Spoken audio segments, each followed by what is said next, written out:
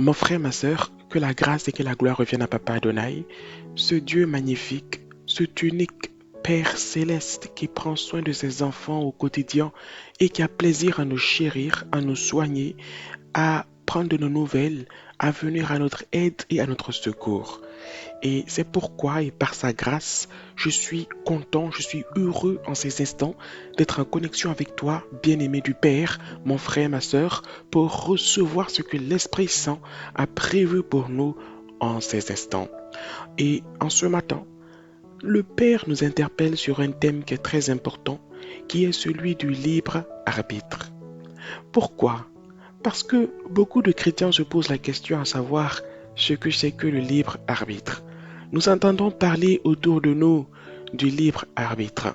L'on entend dire que tel homme a pris telle décision, telle personne a fait tel choix, telle femme a arrêté tel mouvement ou tel souhait dans sa vie en suivant son libre arbitre. Bien-aimé du Père, qu'est-ce que c'est que le libre arbitre? C'est la question que le Saint-Esprit te pose et me pose ici. Quel est le sens que le libre arbitre donne à ta vie? Oui, tu es enfant de Dieu. Tu as le Père, le Fils et le Saint-Esprit qui habitent en toi selon ce que la parole de Papa nous a enseigné. Mais qu'est-ce que le libre arbitre t'apporte? Est-ce quelque chose de bien? Est-ce quelque chose de négatif, de mal? Et quelle est l'importance, le poids du libre arbitre dans ta vie? Es-tu amené généralement à suivre ton libre arbitre de manière constante, de manière occasionnelle ou pas du tout? Papa trouve qu'il est super important pour nous de comprendre certaines réalités, de comprendre certaines vérités. Parce que ce qu'il se passe dans le monde spirituel se répercute dans le monde naturel. Et inversement, les décisions que tu prends dans le monde naturel viennent impacter ta vie spirituelle. Si tu décides par exemple de remplacer les heures de prière par des heures de films, de séries télé et de concerts dans ta vie, immédiatement ta vie spirituelle va se dégrader. Si, par contre, tu donnes de l'importance à la parole de Dieu, que tu la manges, que tu la médites au quotidien, mon frère, ma soeur, tu seras semblable à une fusée qui remplit ses réservoirs de carburant pour décoller et atteindre la Lune. Tout ce que nous faisons de manière naturelle se répercute spirituellement et tout ce que nous faisons de manière spirituelle se répercute dans notre vie naturelle. Quelle est la place du libre arbitre dans cette interconnexion? Mon frère, ma soeur, pour comprendre ça, pour réaliser ces réalités spirituelles, il nous faut retourner, suivant l'Esprit de Dieu, au commencement, dans le livre de Genèse, où se trouve donc le texte que Papa nous donne de méditer en ces instants. Dans le livre de Genèse, au chapitre 2, du verset 15 au verset 17, tout part d'ici. Dieu a créé la terre, elle est magnifique. Il a créé l'univers qui est tout aussi beau et une fois qu'il a terminé tout ça, de créer la nature, les animaux, il a aussi créé enfin celui pour qui il s'est acharné à réaliser toutes ces œuvres-là. Il a enfin donc créé celui-ci pour qui il a fait tout cela qui est l'homme. Et quand il a créé l'homme, qui était Adam, le premier des hommes, il lui a adressé cette parole. Dans le livre donc de Genèse, au chapitre 2, du verset 15 au verset 17. Mon bien-aimé frère, ma bien-aimée sœur, si tu t'y trouves à cette page, nous allons ensemble la lire. Ou si tu peux accéder à ton smartphone, à ton téléphone ou à ta tablette sur laquelle tu as la parole de Dieu, gloire à son nom, je t'invite à la prendre afin que nous la lisons, nous la mangeons, nous la consommons ensemble. Genèse chapitre 2, verset 15 au verset 17. Nous allons comprendre beaucoup de choses en ces instants. Nous allons recevoir des révélations spirituelles en ces instants. Alors prends ton temps, écoute le Saint-Esprit, ce qu'il a à t'enseigner ici, car cela est pour le bien de ta vie et aussi de ma vie. Lisons Genèse chapitre 2, verset 15. L'Éternel Dieu prit l'homme et le plaça dans le jardin d'Éden pour le cultiver et pour le garder. Les projets de papa, c'était que le jardin d'Éden, qui ne faisait que quelques hectares au commencement, finisse par s'éparpiller, finisse par grandir, par coloniser le restant de la planète, sous l'effet donc de l'homme, en ayant l'homme dans le jardin comme étant un jardinier. Le rôle d'Adam était de jardiner Éden. Premier élément, verset 16, nous poursuivons. L'Éternel Dieu donna cet ordre à l'homme. Tu pourras manger de tous les arbres du jardin, mais tu ne mangeras pas de l'arbre de la connaissance du bien et du mal, car le jour où tu en mangeras, tu mourras. Le jour où tu en mangeras, tu mourras.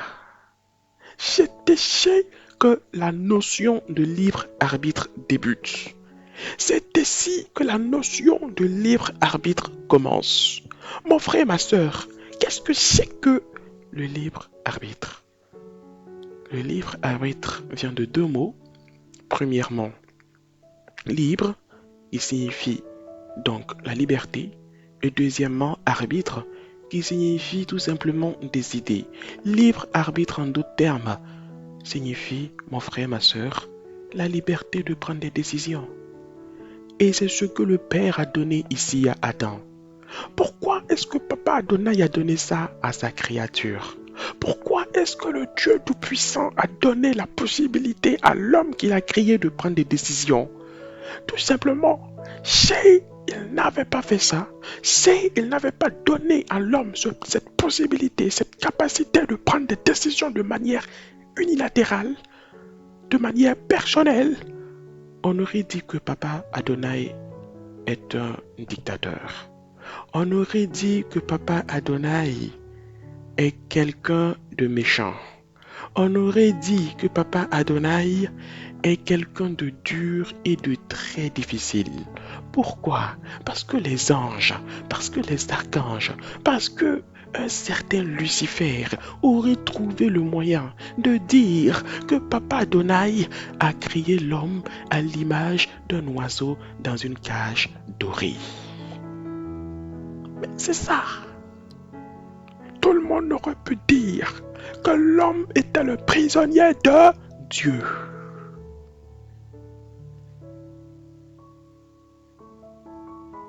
Mon frère, ma soeur, c'est ça. Et c'est ce que papa ne souhaitait pas. C'est ce que papa ne voulait pas. C'est pourquoi il a donné à l'homme la capacité, la possibilité d'être et de rester libre. Il lui a donné le libre arbitre. Tout ce qu'il a fait pour l'homme, la terre, la nature, les animaux qu'il habite, les oiseaux, tout. Il l'a fait par amour pour l'homme, afin que l'homme puisse être heureux dans ces situations, afin que l'homme, dans cet environnement, puisse s'épanouir. Mais il a mis entre les mains de l'homme les clés de prendre des décisions, les clés d'ouvrir ou de fermer, les clés d'aller ou de rester, les clés de choisir ce qui lui semble bon. C'est ça le libre arbitre, bien-aimé du Père. Et lorsque Adam a écouté Satan, au travers des propos que son épouse Ève lui a rapportés qu'il a péché en mangeant le fruit, ce qui a fait mal au cœur de Papa Adonai, c'est ce manque de confiance que Adam a démontré au travers de son action. Parce que la femme a dit à l'homme, le serpent m'a dit que si nous mangeons de ce fruit, nous deviendrons comme Dieu. Et Adam a croqué dans le fruit. Il a pris la décision de manger dans le fruit. Il a pris la décision de désobéir à cette parole que Dieu lui avait donnée, que nous venons de lire ici. Il a pris la décision de croire en Satan. Il a pris la décision d'accepter ce que le serpent lui avait dit dans le but de devenir comme celui qu'il avait créé. C'est ça qui a fait mal au cœur du Papa Adonai. En mangeant le fruit, Adam a pris la décision de vouloir ressembler à Dieu. Alors qu'il était déjà à l'image et à la ressemblance de Dieu. Mais le fait qu'il ait accepté cette proposition venant de la part du serpent qui était conduit, mené par Lucifer, cet état de fait a blessé le cœur de Papa Adonai. Et c'est ainsi donc que Adam s'est rendu compte qu'il avait été trompé par le serpent. C'est ainsi donc qu'Adam a constaté que le serpent avait menti à sa femme et lui avait par conséquent menti. Adam a vécu 930 ans, mais pendant tout ce temps, il a eu l'occasion de réaliser que la parole de Papa ne cessait de s'accomplir d'année en année. Il voyait ses forces diminuer. Il découvrait pour la première fois ce qu'on appelait la vieillesse. Il voyait ses cellules commencer à fléchir. Il voyait la beauté de sa femme commencer à s'en aller avec le temps. Pendant des siècles, il a pu constater l'accomplissement de la parole de Dieu au travers de la désobéissance dont il a fait preuve. Et c'est ici, mon frère et ma sœur, bien-aimés du Père, que nous réalisons à quel point le libre arbitre mal géré peut être dangereux. Le Père nous repose donc la question: qu'est-ce que c'est que le libre arbitre? Bien-aimé du Père, le libre arbitre, c'est la possibilité que Dieu t'a donnée de choisir, afin que tu ne sois pas son esclave, afin que personne ne dise que Dieu t'a forcé à faire ceci ou à faire cela. Le libre arbitre, c'est un élément puissant que Dieu te donne, afin que tu l'utilises à bon escient, pour le salut de ta vie, pour le salut de ton âme, pour ton bonheur. Mais tu dois être prudent, parce que ce libre arbitre est tout aussi puissant qu'une bombe ou qu'une grenade que tu tiens entre les mains. Alors, tu dois l'utiliser à bon escient. La bombe peut te permettre de dynamiter l'entrée d'un tunnel rigorgeant d'or, comme la bombe manipulée peut te créer des problèmes et te conduire à l'hôpital. C'est ça le libre arbitre, mon frère et ma sœur.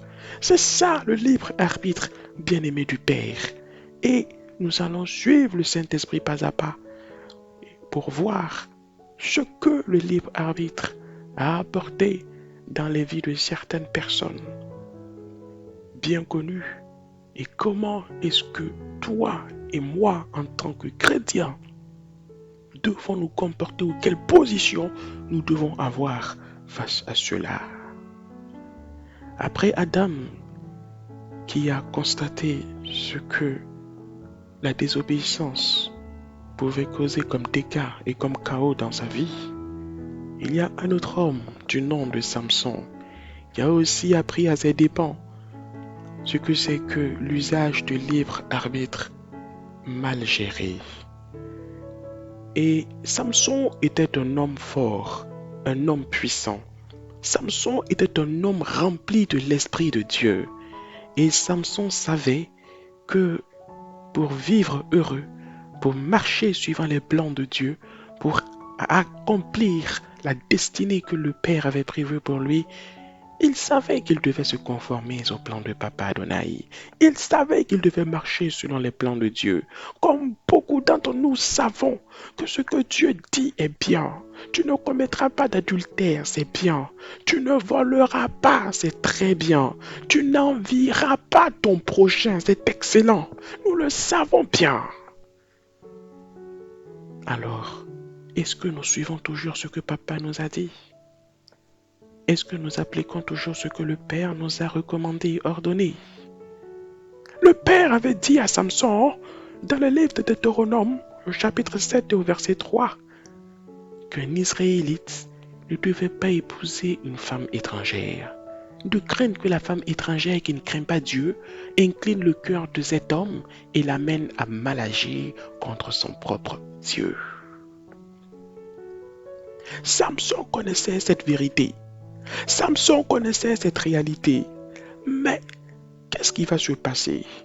Samson va voir une jeune fille du nom de Dalila qu'il va se mettre à désirer.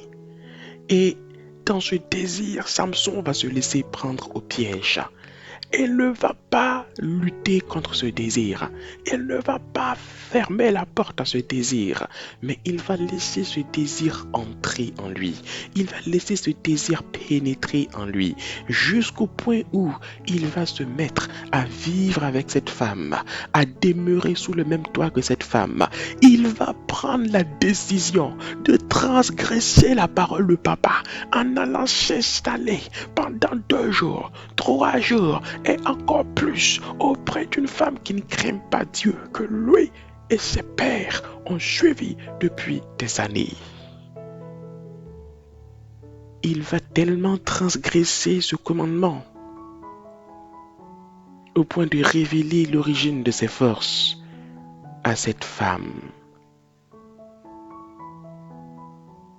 Et ce qui va se passer, mon frère, ma soeur, beaucoup d'entre nous le savons et connaissons cette histoire, sera catastrophique pour Samson. Cette femme vers qui son libre arbitre s'est porté, cette femme pour qui son libre arbitre a fait flancher son cœur, va lui raser la tête, lui couper tous ses cheveux proprement,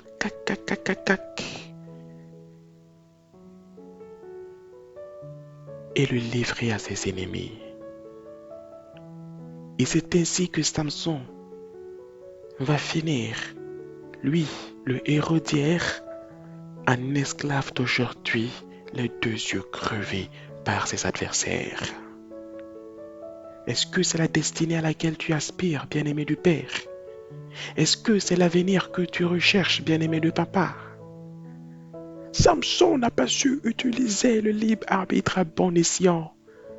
Et cela l'a conduit où? Cela l'a conduit à une fin fatale.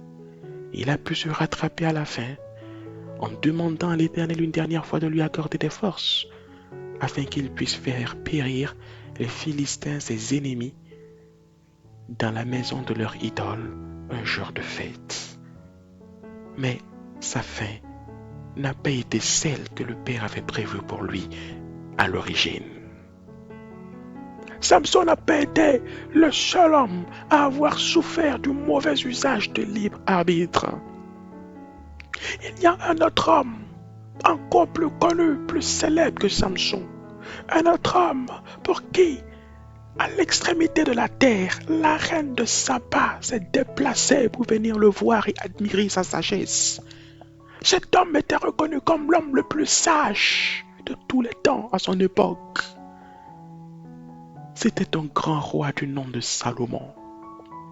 Salomon était un homme que Dieu aimait, au point que dès son enfance, l'Éternel l'avait nommé Yédidia, c'est-à-dire bien-aimé de Dieu. Salomon, en grandissant, a reçu la sagesse, a reçu la connaissance qui venait directement du Père. Il était un homme instruit, un homme fort, un homme dont les décisions étaient admirées, appréciées et dont la renommée se répandait sur toute la terre. Mais regardons ici les choix que Salomon va prendre dans sa vie. Regardons ici les décisions que Salomon va prendre dans sa vie. Oui, Salomon va écouter le livre arbitre plus que la parole de Dieu. Mon frère, ma soeur, Dieu dit dans 1 Roi 11, au verset 9 et 10, il lui dit, l'Éternel veut hériter contre Salomon, parce qu'elle avait détourné son cœur de lui, le Dieu d'Israël, qui lui était apparu 2 fois.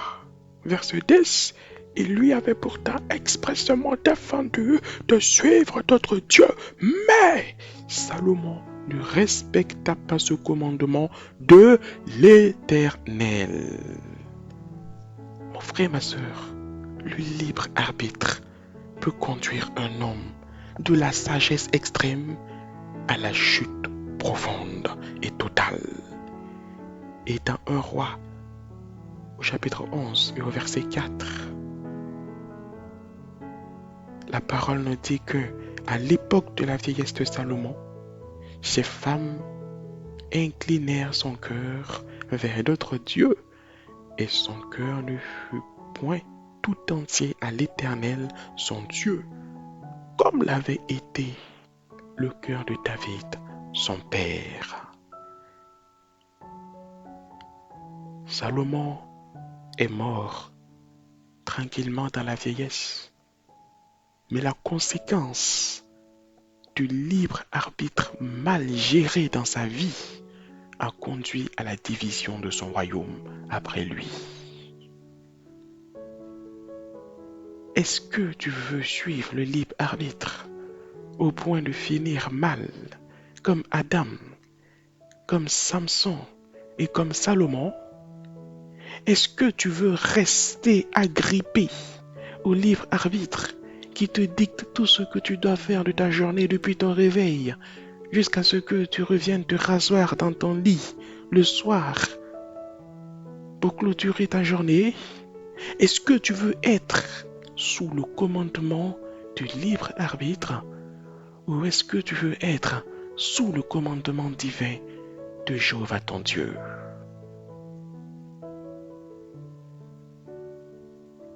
Quel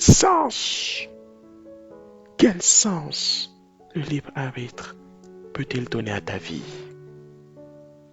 Mal géré, il te conduit dans un sens négatif. Mais bien géré, il peut être pour toi une source de paix et de bonheur. C'est ainsi, mon frère, ma soeur, que nous allons voir quelle est la position du chrétien face au libre arbitre. Comment utiliser ton libre arbitre à bon escient pour donner gloire à Dieu et pour respecter pleinement les commandements qu'il te donne. Car ce qui compte pour Dieu, c'est que tu sois heureux, c'est que tu prospères à tous égards. Ce qui compte pour ton Père céleste, chaque matin, c'est que tu jouisses de ses bienfaits, car il renouvelle ses bontés et ses compassions chaque matin à ton égard. Ce qui compte pour ton Père céleste, mon frère, ma soeur, c'est que tu aies un avenir heureux, plein d'espérance et de joie. C'est que tu vives dans le bonheur et que tu ne souffres point du malheur. Telle est sa volonté pour toi et que tu ne dois jamais, au grand jamais, oublier. Comment utiliser le libre arbitre à bon escient? Nous allons voir cela au travers de la vie de quelqu'un que tu connais très bien, mon frère, ma soeur, et qui est aujourd'hui pour nous un modèle que nous devons suivre et qui s'appelle Jésus-Christ. Quand nous allons lire dans les livres de Jean au chapitre 10 et au verset 11, le Seigneur Jésus nous dit, Je suis qui? Je suis le bon berger. Le bon berger donne sa vie pour ses brebis. Écoute mon frère, ma sœur, personne n'a forcé le Seigneur Jésus à donner sa vie pour nous. Personne n'a obligé le Seigneur Jésus à se donner pour nous. Mais il a donné sa vie pour nous afin que nous soyons heureux, afin que nous soyons joyeux, afin que nous ayons la vie éternelle, afin que nous puissions appeler le Seigneur notre Père, notre Papa. C'est pourquoi, dans le modèle de prière que le Seigneur Jésus nous a donné, les premières paroles commencent par notre Père qui est aux cieux, notre Père, par notre Dieu, par notre Éternel des armées, par notre Jéhovah simplement, mais notre Père. Et cela est puissant, cela est puissant. Le Seigneur Jésus a accepté de donner sa vie. En d'autres termes, il a soumis son libre arbitre à accomplir la volonté de Dieu. Il a fait plier son libre arbitre à suivre ce que Dieu voulait, afin qu'aujourd'hui, toi et moi, nous soyons heureux et joyeux dans l'amour de l'Éternel, notre Père. Si le Seigneur Jésus a réussi à faire cela, et que cela a porté des fruits aujourd'hui, en faisant de toi comme de moi des rachetés, cela veut dire que tu as également cette possibilité, tu as également cette capacité à faire fléchir ton libre arbitre pour suivre la volonté de Dieu. Mon frère, ma sœur, si tu ne me crois pas, allons lire plus loin dans le livre de Galates, au chapitre 3 et au verset 28. Un homme du nom de Paul a fait cette expérience magnifique et nous dit ici qu'il n'y a plus ni juif ni grec. Il n'y a plus ni esclave ni libre. Il n'y a plus ni homme ni femme, car tous vous êtes un en Jésus-Christ. Alors si tu penses que tu n'es pas en mesure de faire fléchir ton libre arbitre pour suivre la volonté de Papa Adonai et vivre heureux et joyeux, alors je te dis que tu te trompes. Je te dis que tu penses à des faussetés. Je te dis que tu penses ce qui n'est pas vrai. Car en vérité, au travers de ce que tu as accepté le Seigneur Jésus-Christ comme le Seigneur et Sauveur de ta vie, tu as cette capacité-là à faire le bon choix. Tu as cette capacité-là à prendre les bonnes décisions qui sont conformes à la volonté de Dieu. Qu'est-ce que la vie pour un chrétien? La vie pour un chrétien est comparable à un bâtiment que le chrétien construit. Mais le chrétien est avant tout une brebis. La brebis doit suivre le berger. La brebis doit faire confiance au berger. En d'autres termes, le berger représente ici à la fois l'architecte, l'ingénieur et le maçon, le designer qui va s'occuper de construire le bâtiment pour la brebis. La brebis doit avoir confiance en son berger. La brebis doit avoir confiance dans les capacités et dans les qualités qu'ont l'architecte, l'ingénieur, le maçon, le designer à bâtir le bâtiment. Si la brebis n'a pas confiance, si la brebis n'accepte pas donner sa confiance à l'architecte et que la brebis s'hasarde elle-même à aller construire le bâtiment selon ses propres connaissances, mon frère, ma soeur, personne n'ira habiter dans ce bâtiment. Parce qu'au premier coup de vent, parce qu'à la première pluie, parce qu'au premier souci climatique, au premier rayon de soleil, simplement, ce bâtiment va s'effondrer. Ce bâtiment va s'écrouler.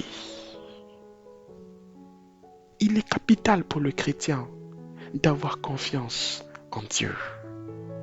Il est capital pour le chrétien d'avoir confiance en Jésus-Christ.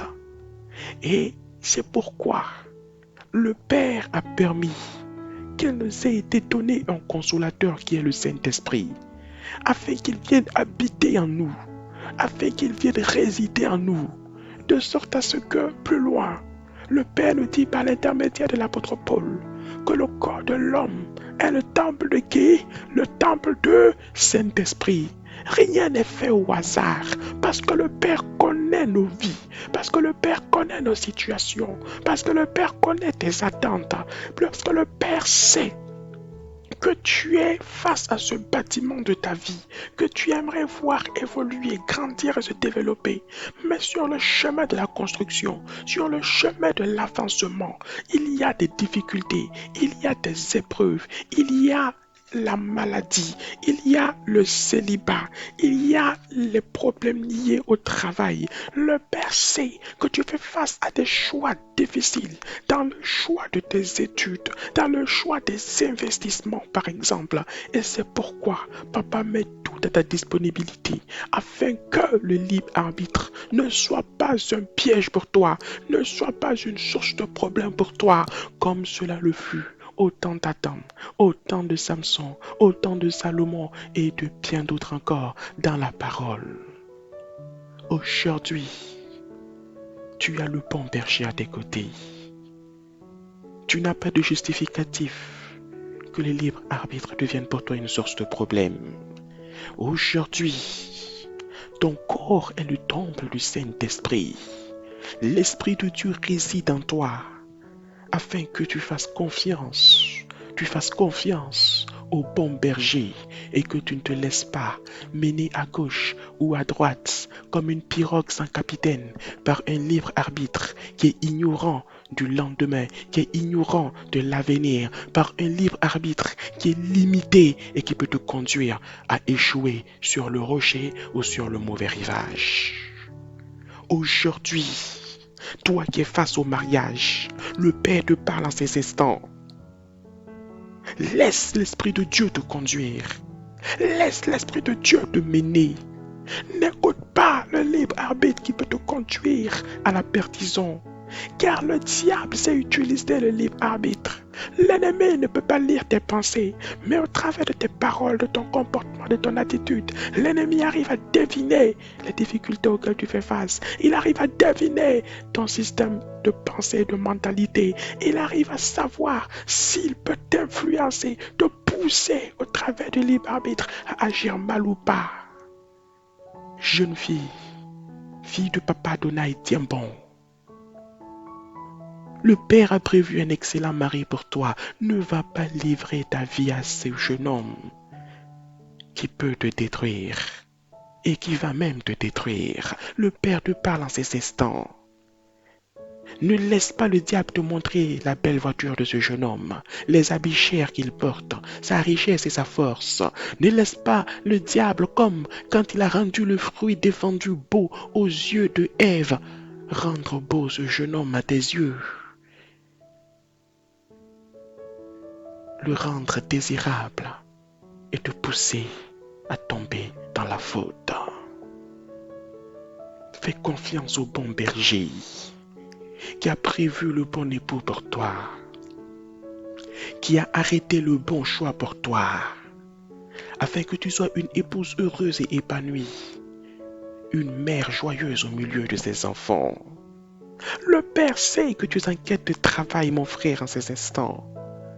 Ne te presse pas à accepter ce business loufoque que te propose telle ou telle connaissance.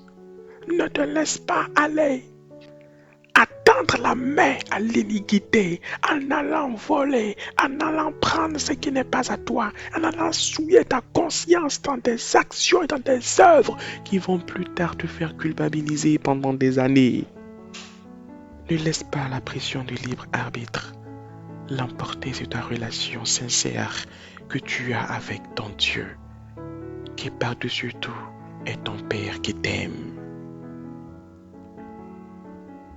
Il sait que tu as besoin d'un emploi et il agit profondément à cela. Il sait que tu as des factures, un loyer à payer et il vient à ton secours et à ton aide. Il n'arrivera pas en retard. Non. Le Père est avec toi. Toi qui es couché dans un lit d'hôpital, qui traverse tes épreuves, le Père est avec toi. Toi qui as perdu tout espoir, toute raison de croire, sache que le Père est dans cette chambre d'hôpital avec toi. Quels que soient les propos des médecins, ne baisse pas les bras. Quels que soient les résultats des examens, ne baisse pas les bras. Car Dieu a parlé. Et veux-tu savoir ce que ton Dieu t'a dit? Il t'a dit et te dit que lorsque lui, le souverain pasteur, paraîtra, tu obtiendras la couronne incorruptible de la gloire. Dans 1 Pierre, chapitre 5 et au verset 4. Voici ce que Papa Adonai souhaitait nous donner en ce matin. Voici ce que le Père souhaitait que nous sachions, que nous comprenions en ce matin. Qu'est-ce que le libre arbitre? Quel est le sens de libre arbitre dans la vie du chrétien aujourd'hui? Et quelle doit être ton attitude vis-à-vis du libre arbitre? Laisse toujours l'Esprit Saint te conduire, mener et guider chacune de tes décisions et de tes choix. Laisse l'Esprit de Dieu être le capitaine de ta barque, de ton bateau, au travers du Seigneur Jésus-Christ, le bon berger, en qui ta foi doit rester toujours ferme. Laisse toujours ton cœur avoir confiance en lui. Écoute l'Esprit Saint. Écoute-le. De jour comme de nuit quand il te parle, prends avec sérieux et à cœur chacune de ses paroles. Car assurément, devant chaque situation, il te parle et il te parlera avec plaisir. Il est venu pour cela. Il est venu pour que tu ne coules pas. Il est venu pour cela. Il est venu afin que tu ne tombes pas. Il est venu pour cela.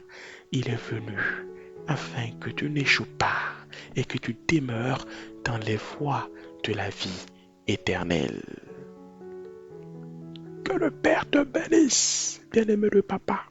Que le Père te fortifie de jour comme de nuit. Que son Esprit Saint continue de te conduire et de te guider.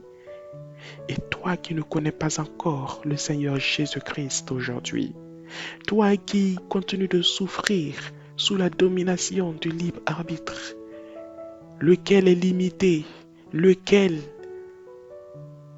est incapable de te faire sortir des situations difficiles et périlleuses, lequel libre arbitre ne fait que cumuler erreur de décision après erreur de décision, choix erroné sur choix erroné. Aujourd'hui, le Père te parle.